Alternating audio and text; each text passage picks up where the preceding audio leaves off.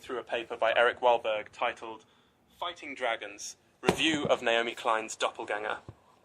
So, right from the start, just to be clear, as always, I'm presenting the paper neutrally. These aren't my opinions. I'm here to break down the ideas, and I'll say it a couple times. Academic research. It's not absolute truth, it's insight, a jumping off point. So let's get into it. The core question Wahlberg's review looks at is, well, I'd put it this way. How do our identities and their shadow doubles, those doppelgangers, get shaped, twisted, and exploited in today's information-saturated world? Why does that matter? Because honestly, we all kind of live with a version of ourselves that's pieced together by our social media profiles, our online interactions, even what huge algorithms think we're like. If you've ever Googled yourself, or even just looked at those random ad suggestions following you everywhere, you know, it feels uncanny, right? But this isn't just about some technical glitch or funny side effect of being online.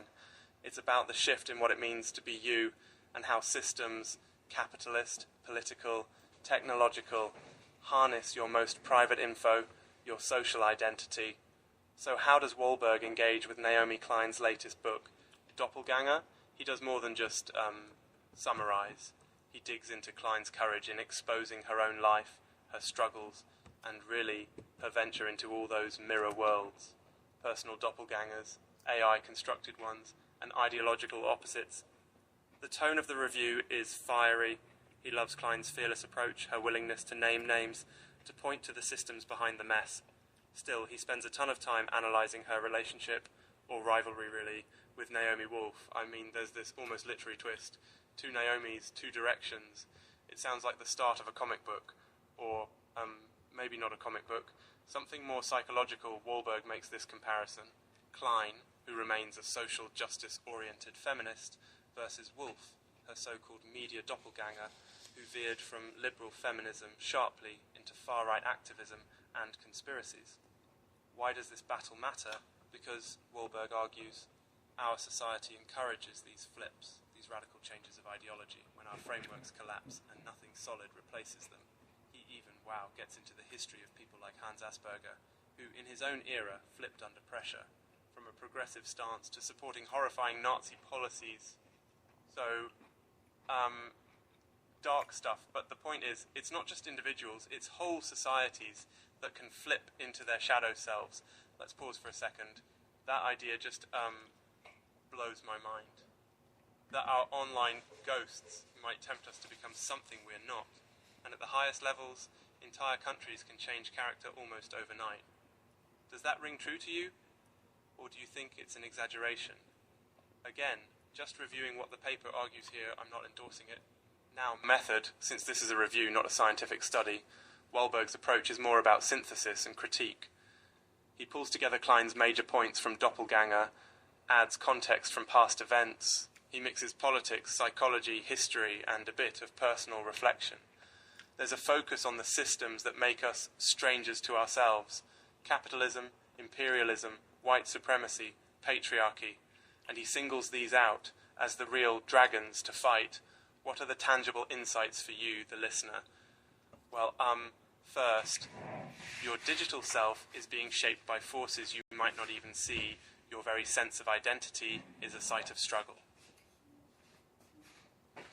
Second, social movements can be moments for genuine solidarity, transcending those individualized narratives that dominate our feeds. Third, flipping between selves, or seeing society do it, might not be so rare after all. It's a danger, and maybe an opportunity to wake up. Wahlberg, of course, raises criticisms of Klein too, like, is focusing on the individual enough? What about spiritual solutions, not just secular or social ones? There's this thought that trails off.